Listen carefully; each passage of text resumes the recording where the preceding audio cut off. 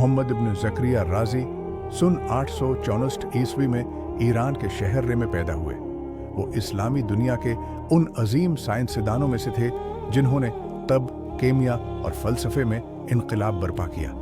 अर्राज़ी ने सबसे पहले अल्कोहल और सल्फ्यूरिक एसिड दरियाफ़त किया, जो आज भी तब और साइंस की बुनियाद है।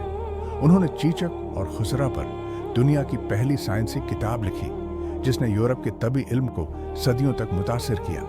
उनकी मशहूर किताब इल्हावी को दुनिया के मेडिकल इंस्टीट्यूट टीवट्स में सदियों तक पढ़ाया जाता रहा। अर्राज़ी ने अपनी ज़िंदगी इल्म के फ़रूग और इंसानियत की खिदमत के लिए वक्फ कर दी। उनका यकीन था कि असल दौलत सोना नहीं बल्कि इल्म है, और सबसे बड़ी दवा इंसानियत है।